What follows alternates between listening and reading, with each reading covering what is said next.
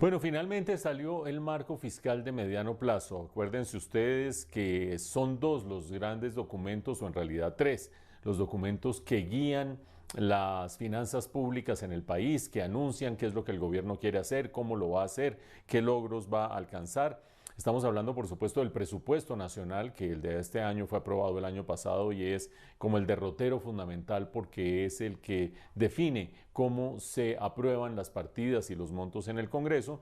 Pero fuera de eso hay dos documentos guía, uno que es el plan financiero y otro, el que se conoció hoy, el marco fiscal de mediano plazo. La gran preocupación de los últimos días, lo hemos dicho en el noticiero, tiene que ver con que las finanzas públicas están descuadradas y el descuadre no es chiquito, el descuadre es bastante significativo.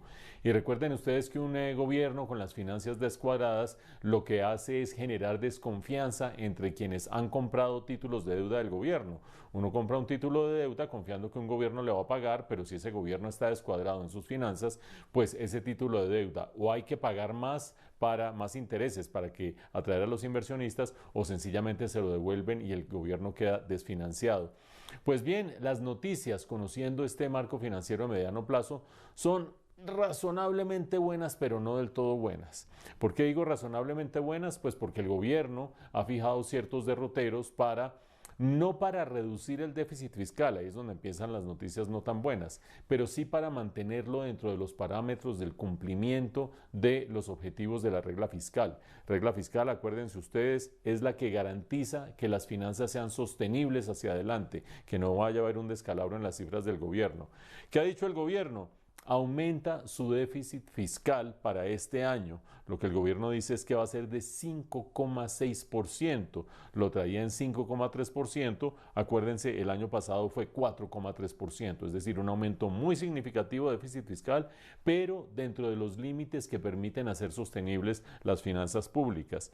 Mientras tanto, es bastante optimista el gobierno en otras variables. Por ejemplo, en crecimiento económico subió de 1,5% al comienzo del año a 1,7%. Ese incremento de 2 décimas parece insignificante, pero ayuda a cuadrar las cifras del gobierno en términos de recaudo. Lo mismo aumentó en $5 el precio previsto para el final del año para el petróleo y asimismo también es optimista frente al dólar. Al comienzo del año pensaba en un dólar alrededor de 4.300 pesos y hoy en día está pensando 3.997, 4.000 pesos más o menos.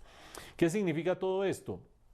Que los inversionistas mantienen la fe en que el gobierno va a hacer las cosas de manera que no haya una crisis en la sostenibilidad de las finanzas públicas, pero a la vez significa que como los supuestos son bastante optimistas y casi que en muchos casos difíciles de conciliar con la realidad actual, pues hay algunos inversionistas nerviosos. ¿En qué se nota eso? En que el dólar el día de hoy efectivamente aumentó más de 40 pesos, aumentó por encima de 4.150 pesos. Eso significa que si hace apenas 10 días, 12 días teníamos 3.900 pesos, el aumento ha sido muy significativo en el dólar, en gran medida por este ruido que ha generado, por esta inquietud que ha generado el mal estado de las finanzas públicas y ahora el plan financiero el marco fiscal de mediano plazo, perdón, que si bien es consistente y muestra que las cosas se pueden sacar adelante, hay cierta dosis de excesivo optimismo que los inversionistas no están aceptando